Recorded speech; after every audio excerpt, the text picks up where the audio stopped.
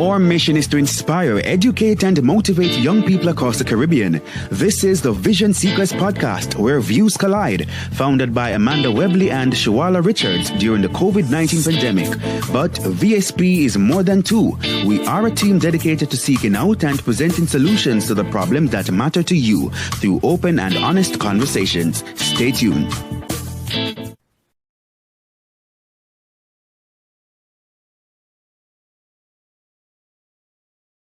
Hello and welcome back to another episode of the Vision Seekers podcast. My name is Amanda Webley. And I'm Dominic Wade, your host for today's discussion on life as a non-Christian in a predominantly Christian country here in the Caribbean. Amrith Mohan is our special guest for this episode, joining us to address some of our most burning questions about Hinduism and to share his experience as a young Hindu man in the birthplace of Limbo, Soca, and the Steel Pan, the magnificent twin islands of Trinidad and Tobago. Thank you for joining us, Amrith. Before we begin, can you tell us a little bit more about yourself, your age, your major, and why you're a Hindu and how long you have identified as such? Amanda, or in English language, thank you for having me, and the divinity within me greets the divinity within you. I am Amrith Mohan. I currently reside in Trinidad and Tobago. I am 21 years of age. I am currently pursuing my MBBS degree at the University of the West Indies, Mona campus. And I have been born into the culture of Hinduism, and I have always identified from birth as a Hindu. Before I go further, I would just like to chant a Hindu hymn. Since in Hinduism, we always start with a glorification to our God. All right, go ahead. Sure.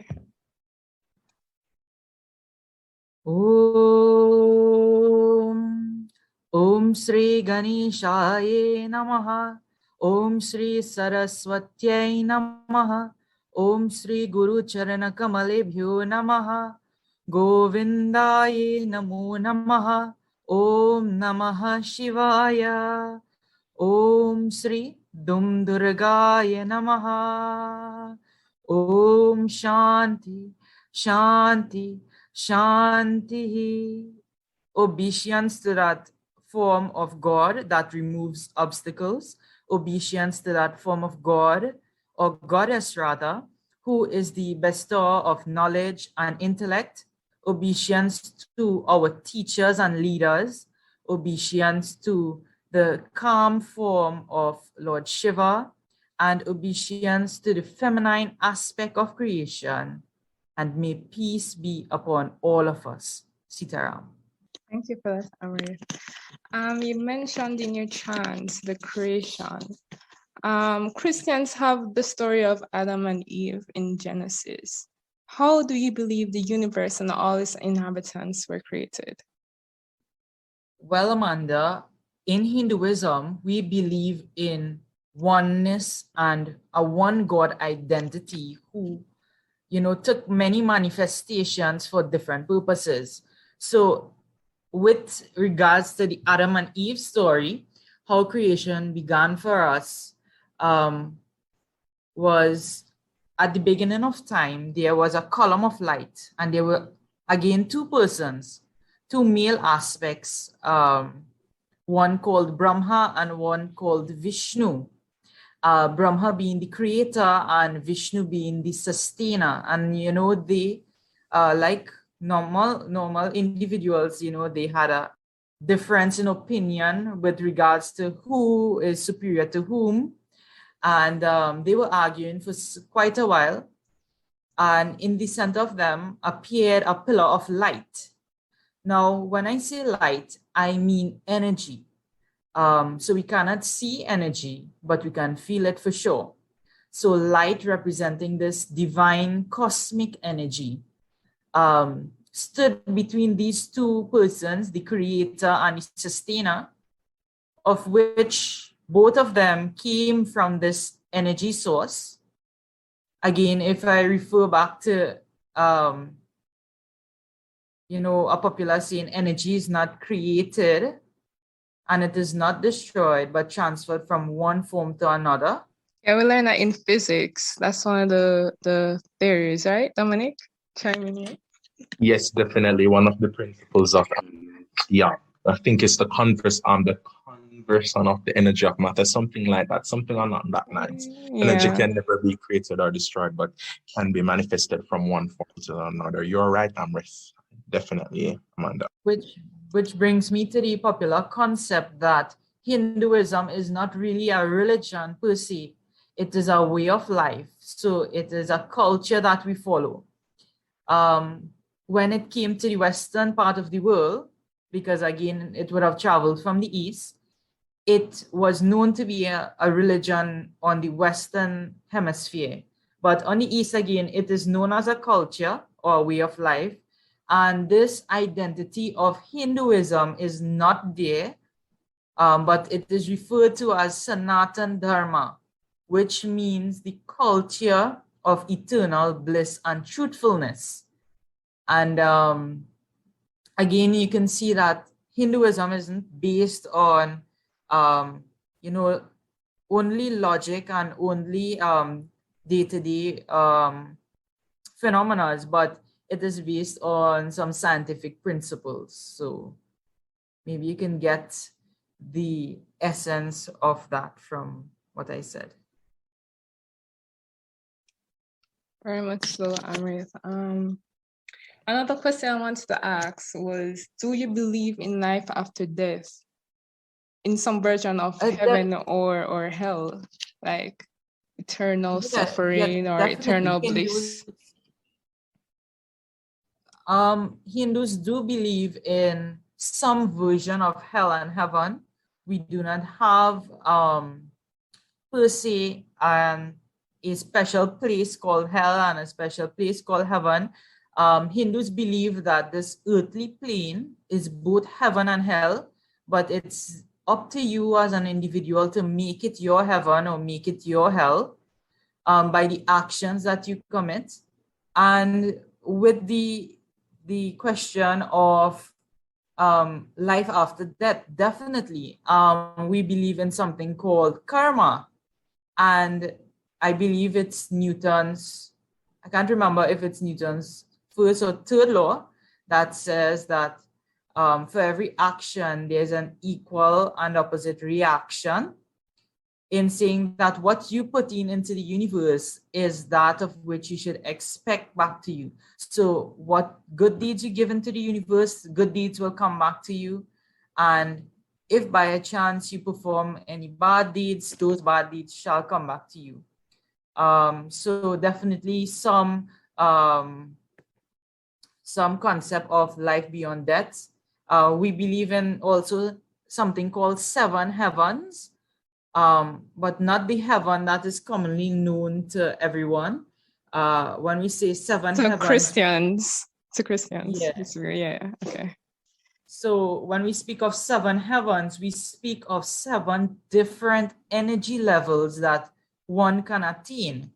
I would just like to bring in a concept of yoga into this so you can better understand that in the yogic tradition or in yoga, there is something called astral projection and astral travel, which means that persons are able to exit their body and re-enter.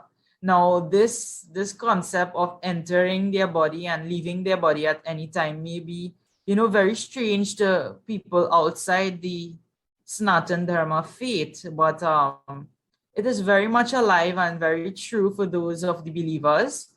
And reaching certain energy levels will determine how much of an enlightened person you are.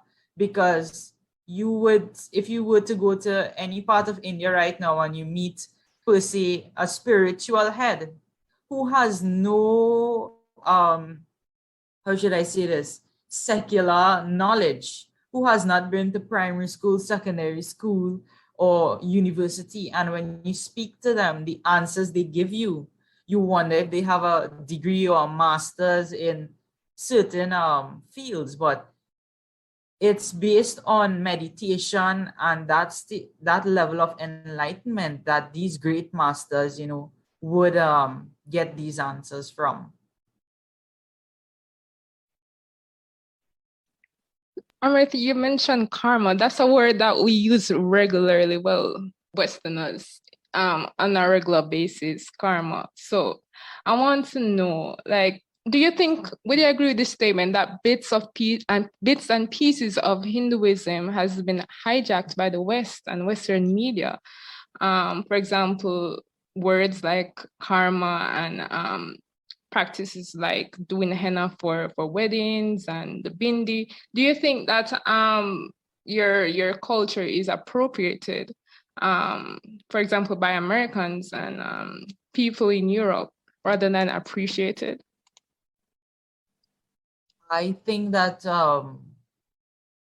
and I use Hinduism in inverted commas, is growing. And Hinduism is a culture that has always adapted to change. That is why most people, and I say most again in inverted commas, believe that Hinduism would be one of the oldest religions there are. You can even Google research this. It is, in fact, one of the oldest religion there is. And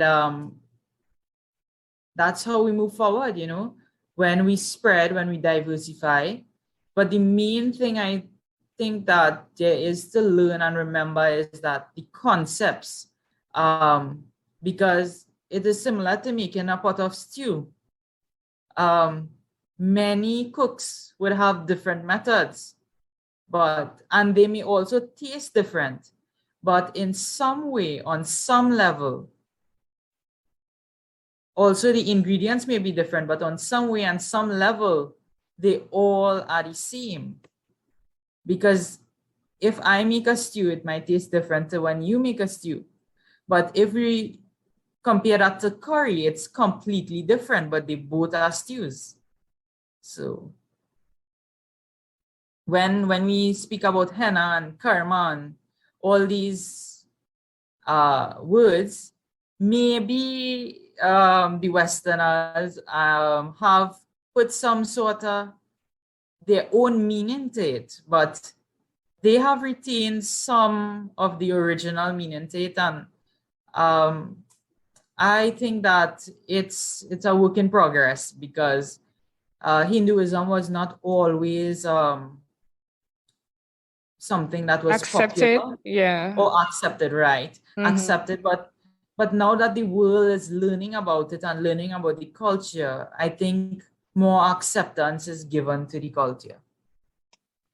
That's a very good point, definitely, Amrith. I do thank you very much for, making those points. And it is true. Definitely, in regards to everything, I realize that most of what Hinduism is about, based on our the discussion that we've had today, is more about oneness and learning to appreciate that there is a commonness between everything, and there is not a difference. And I think more persons in our world today would really need to see how similar we are as humans, as we are one human race, and that we should not be ostracized in any way. Definitely.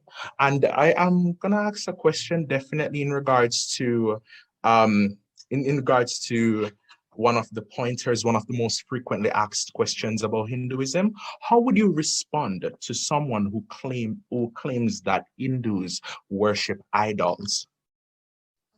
Well, this has been one of the major struggles for Hindus, or people of the culture.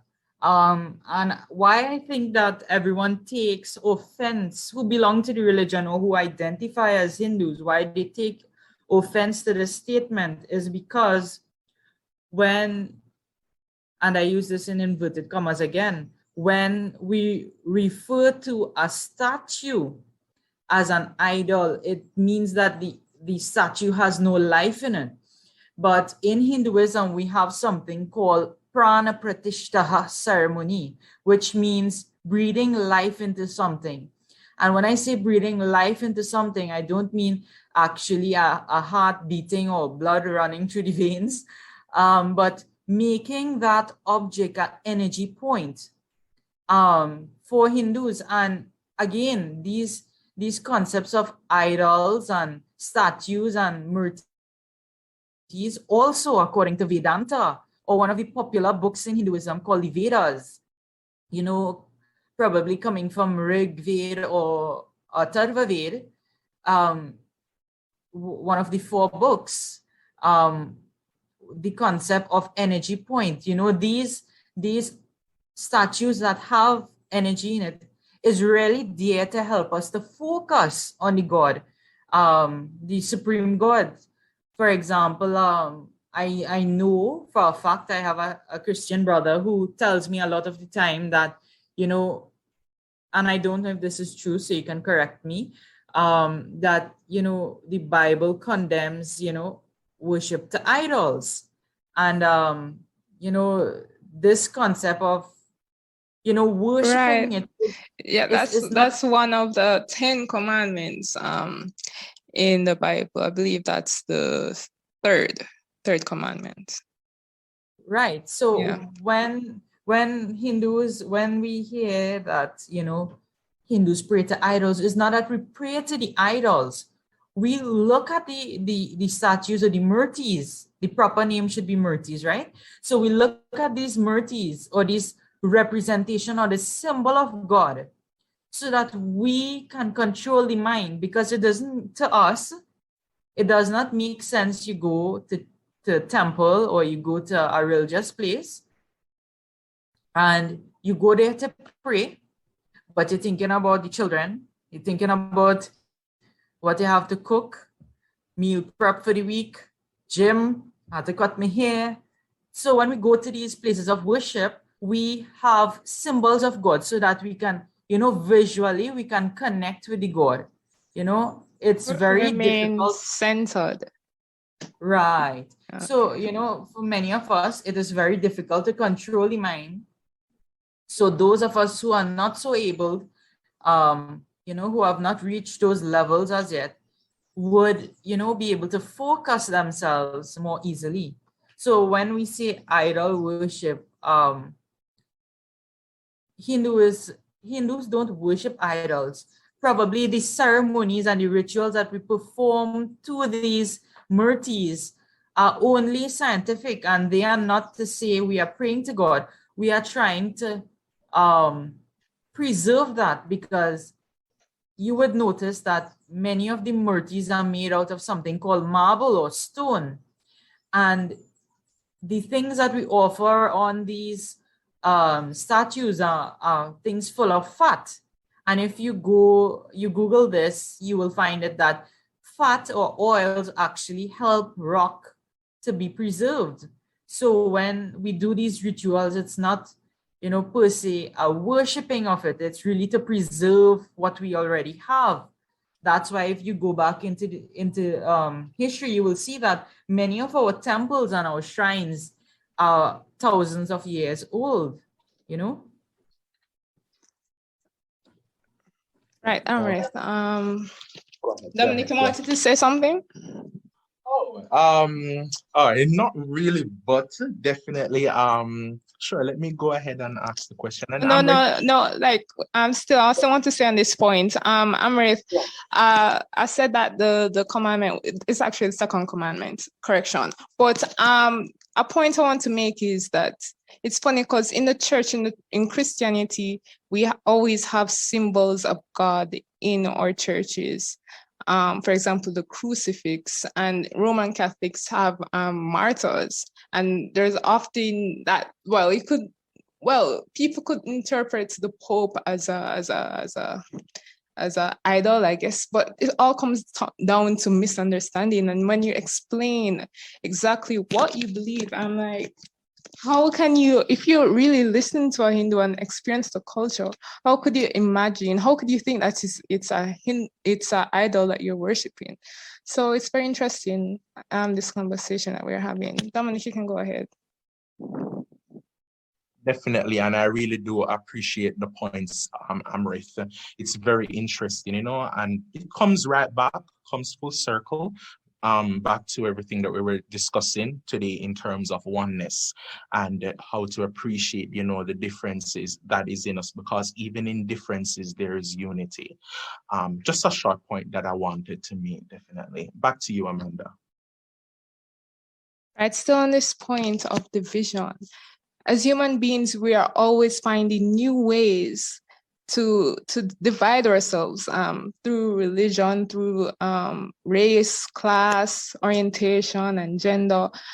Even within those divisions, like as I mentioned, Roman Catholics. So Christians have different denominations: Baptist, Anglican, Church of God, Pentecostal, Roman Catholic.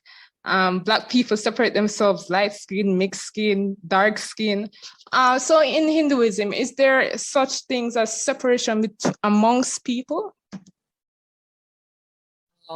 With respect to separation amongst people, generally, I would say no.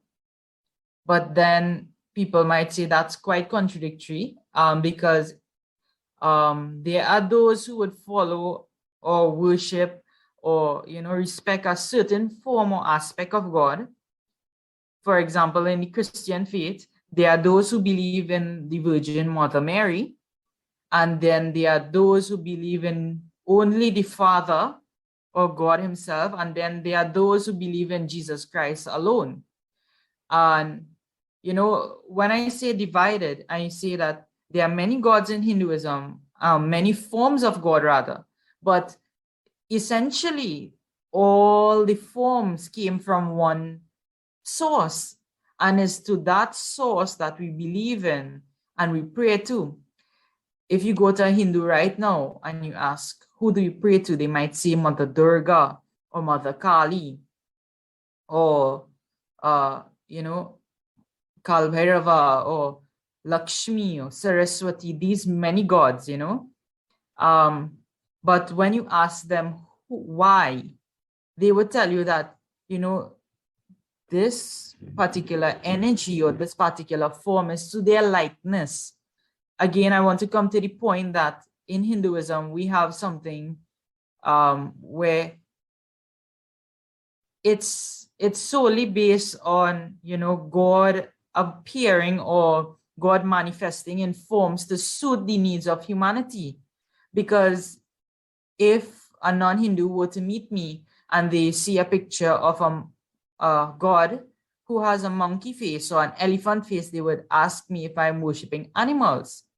But if we take the root of this, we can say that, God teaches us in our religion to not discriminate, whether on this elephant face or this monkey face or fish face or turtle face. Those are just, metaphors, I should say, in some way. I cannot say that it's truly a metaphor because it did exist at a point in time. But if we look at it metaphorically, doesn't it tell us that, there are many forms? Humans have many forms. We belong to many cultures, many religions, many languages. And to quote a famous person, a famous guru rather, Sri Satya Sai Baba, he says, there's only one language, the language of the heart. There's only one religion, and the religion of love. And if we take these points into consideration, we can see that there is really no division in Hinduism.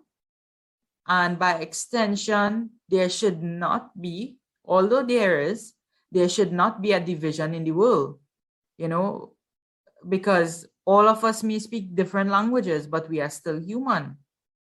We all, like he says again, there's only one race, the human race.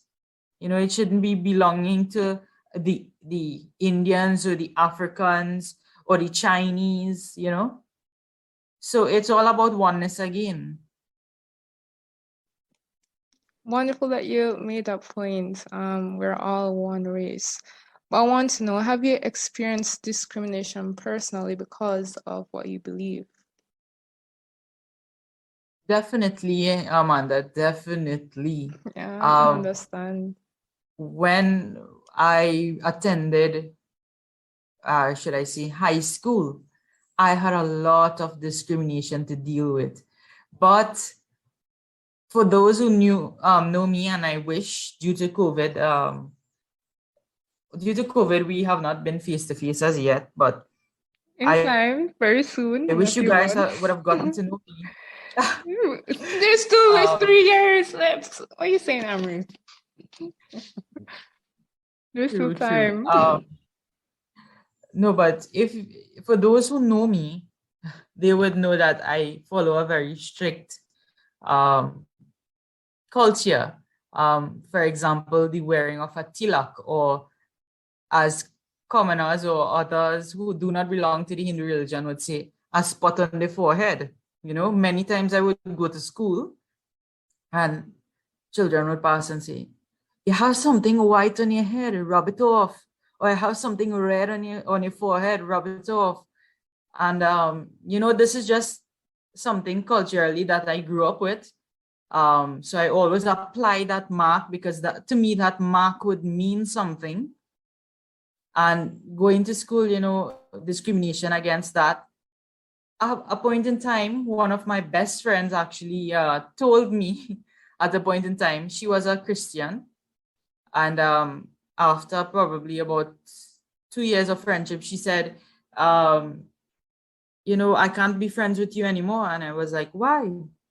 She said, you know, in my religion, it and this is not to generally put against Christian or to lambast Christians, but this was just her view that, you know, her religion says that, you know, you're not to really engage with these people outside your religion, and you can't really eat by them or partake in what they offer, their prayer. You know, although the same Thanksgiving that Christians do, Muslims do it as well, and Hindus do it as well. It's just that, you know, there's some level of discrimination, definitely. Not only me, I am sure there are many Hindus in Trinidad and Tobago, and by extension the world, who feels this discrimination. But the thing is to not allow the discrimination to cloud our judgment and to change who we are, you know, and not to be hasteful or, you know, to grow any sort of feud between individuals, you know. Thank you very much. And Amrith, could you tell us one short pointer you would like our listeners to remember from our conversation today? I would say that give Hinduism a chance and don't judge the culture until you have experienced it, because I promise you, once you have experienced the culture, your whole mindset would change and your vision of what Hinduism is or what Sanatana Dharma is would definitely change. And one popular quote I just want to leave everyone, you know, that Hindus say a lot, especially in these difficult times that we are in, is that in happy moments, praise God. Difficult moments, seek God. Quiet moments, worship God. Painful moments, trust God. And every moment, thank God. Because if God can bring you to it in life, He can definitely take you through it. Sitaram. Hey, thank you very much for that point, definitely, Amrith. And also, just a quick question. In regards to men and women in society, we do face inequality. But my question to you directly is, does sexism exist in the Hindu faith? Tell us about this. Modern day, and when I say modern day, I probably talk about the last century, things have changed a lot. Because back then when the culture only existed on the Eastern Plain, you know, due to the invasion by Europe and these other continents into the land of India itself, a lot of things have changed. They have followed a different concept. And they have tried to instill a concept from, the European region. And definitely from then, this, differentiation and inequality would have existed. But I think now that the world is growing and, there isn't that much violence. I mean, there is invasion, but, not with respect to, one country anymore, because Hinduism would have reached the whole world by now. I think that they are stepping back and looking at the culture more intricately and seeing that, it's not only about one gender. All of us are equal, all of us are the same. And an important point before I end is that in Hinduism, we do not believe that male or female is superior. In fact, we believe that the soul, and again, we believe in soul, we believe that the soul is neither male nor female. So, but it's just an energy. So maybe that can bring some clarification as to that. Thank you, Amrith. So I'll say our final question to you is, how has Hinduism made your life better? Well, you have been a Hindu your entire life, so in comparison to those around you, so we know that Trinidad, from the research we found from worldatlas.com, 32.1% of Trinidadians are Protestant, 21.6% are Roman Catholic, but Hindus only make up 18.2%. What would you say your experience as a Hindu separates you from the rest of the Trinidadian population, makes your life better? Like, how does your culture make you as a Trinidadian's life better in comparison to your peers? I would not say better, but definitely some things that okay. Well, not better. Go ahead. I wouldn't want to say that my life is better than anyone else's, but certainly some practices that Hindus follow, such as yoga, meditation, chanting, Nam Sankirtan, which means, repetition of a mantra or a phrase, various things that, especially in this MBBS life, as you know, it's very tough, to do this degree. But certain practices such as yoga, meditation, definitely helps to keep, some level of sanity within a person. And it helps to, bring you to a state of calmness and feeling love. But again, those practices may be known by practicing Hindus. All right, thank you very much for that pointer, definitely, Amrith. And with that said, in cessation, sadly, that's all the time we have for today, guys. In this episode, we've examined the life of a young Hindu in a predominantly Christian nation, the rituals. We've spoke about, in terms of oneness. We've spoke about how important, for Amrith in the reality and in the experience of Amrith, how as Hinduism has made his life better and within his own religious community, In our next episode, we will discuss the acceptance of power in Jamaica. And with that being said, I'll leave you with our listeners, a quote by Sri Chinmoy.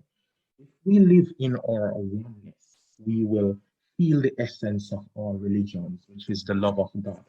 We will feel forgiveness. We will experience forgiveness. We will experience compassion, tolerance. We will experience brotherhood and the feeling of oneness. These are all the signs of a true religion. Again, viewers, thank you very much for tuning in.